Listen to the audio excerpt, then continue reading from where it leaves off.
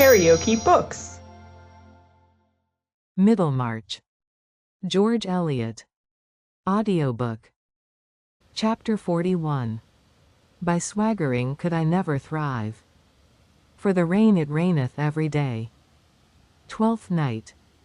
The transactions referred to by Caleb Garth as having gone forward between Mr. Bulstrode and Mr. Joshua Rigg Featherstone concerning the land attached to Stone Court, had occasioned the interchange of a letter or two between these personages. Who shall tell what may be the effect of writing? If it happens to have been cut in stone, though it lie face down most for ages on a forsaken beach, or rest quietly under the drums and tramplings of many conquests, it may end by letting us into the secret of usurpations and other scandals gossiped about long empires ago, this world being apparently a huge whispering gallery. Such conditions are often minutely represented in our petty lifetimes. As the stone which has been kicked by generations of clowns may come by curious little links of effect under the eyes of a scholar, through whose labors it may at last fix the date of invasions and unlock religions, so a bit of ink and paper which has long been an innocent wrapping or stop-gap may at last be laid open under the one pair of eyes which have knowledge enough to turn it into the opening of a catastrophe. To Uriel watching the progress of planetary history from the sun, the one result would be just as much of a coincidence as the other. Having made this rather lofty comparison, I am less uneasy in calling attention to the existence of low people by whose interference, however little we may like it, the course of the world is very much determined. It would be well, certainly, if we could help to reduce their number, and something might perhaps be done by not lightly giving occasion to their existence. Socially speaking, Joshua Rigg would have been generally pronounced a superfluity. But those who, like Peter Featherstone, never had a copy of themselves demanded, are the very last to wait for such a request either in prose or verse. The copy in this case bore more of outside resemblance to the mother, in whose sex-frog features, accompanied with fresh-colored cheeks and a well-rounded figure, are compatible with much charm for a certain order of admirers. The result is sometimes a frog-faced male, desirable, surely, to no order of intelligent beings. Especially when he is suddenly brought into evidence to frustrate other people's expectations, the very lowest aspect in which a social superfluity can present himself. But Mr. Rigg Featherstone's low characteristics were all of the sober, water-drinking kind. From the earliest to the latest hour of the day he was always as sleek, neat, and cool as the frog he resembled, and old Peter had secretly chuckled over an offshoot almost more calculating, and far more imperturbable, than himself. I will add that his fingernails were scrupulously attended to, and that he meant to marry a well-educated young lady, as yet unspecified, whose person was good, and whose connections, in a solid middle-class way, were undeniable. Thus his nails and modesty were comparable to those of most gentlemen, though his ambition had been educated only by the opportunities of a clerk and accountant in the smaller commercial houses of a seaport. He thought the rural Featherstones very simple absurd people, and they in their turn regarded his bringing up in a seaport town as an exaggeration of the monstrosity that their brother Peter, and still more Peter's property, should have had such belongings. The garden and gravel approach, as seen from the two windows of the wainscoted parlour at Stone Court, were never in better trim than now, when Mr. Rigg Featherstone stood, with his hands behind him, looking out on these grounds as their master. But it seemed doubtful whether he looked out for the sake of contemplation or of turning his back to a person who stood in the middle of the room, with his legs considerably apart and his hands in his trouser pockets. A person in all respects a contrast to the sleek and cool Rigg. He was a man obviously on the way towards 60, very florid and hairy, with much grey in his bushy whiskers and thick curly hair, a stoutish body which showed to disadvantage the somewhat worn joinings of his clothes, and the air of a swaggerer, who would aim at being noticeable even at a show of fireworks, regarding his own remarks on any other person's performance as likely to be more interesting than the performance itself. His name was John Raffles, and he sometimes wrote jocosely W.A.G. after his signature, observing when he did so, that he was once taught by Leonard Lamb of Finsbury, who wrote B.A. after his name, and that he, Raffles, originated the witticism of calling that celebrated principal Ba Lamb. Such were the appearance and mental flavor of Mr. Raffles, both of which seemed to have a stale odor of travelers' rooms in the commercial hotels of that period. "Come, now, Josh," he was saying, in a full rumbling tone, "look at it in this light. Here is your poor mother going into the vale of years, and you could afford something handsome now to make her comfortable." "Not while you live." "Nothing would make her comfortable while you live," returned Rigg, in his cool high voice. "What I give her, you'll take. You bear me a grudge, Josh, that I know. But come, now, as between man and man, without humbug, a little capital might enable me to make a first-rate thing of the shop. The tobacco trade is growing. I should cut my own nose off in not doing the best I could at it. I should stick to it like a flea to a fleece for my own sake. I should always be on the spot. And nothing would make your poor mother so happy. I've pretty well done with my wild oats, turned 55.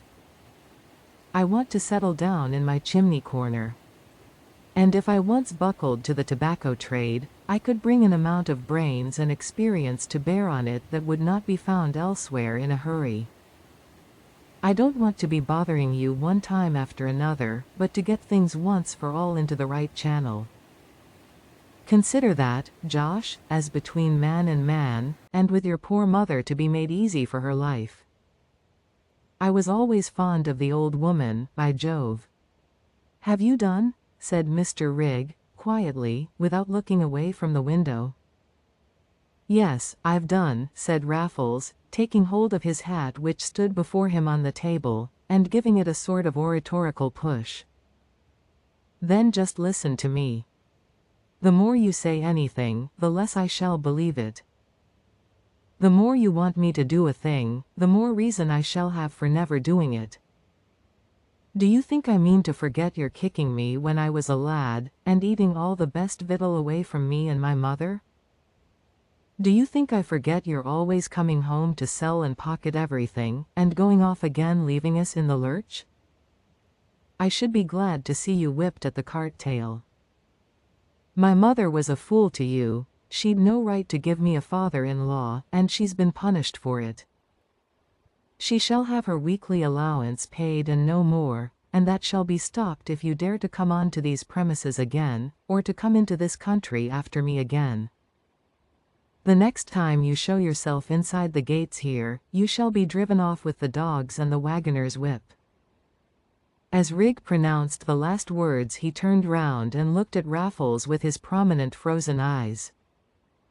The contrast was as striking as it could have been 18 years before, when Rigg was a most unengaging kickable boy, and Raffles was the rather thick-set Adonis of barrooms and back parlours.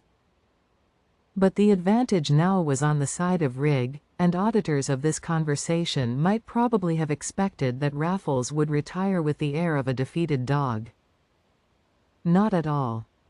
He made a grimace which was habitual with him whenever he was out in a game, then subsided into a laugh, and drew a brandy flask from his pocket. "Come, Josh," he said, in a cajoling tone, "give us a spoonful of brandy, and a sovereign to pay the way back, and I'll go. Honour bright. I'll go like a bullet, by Jove.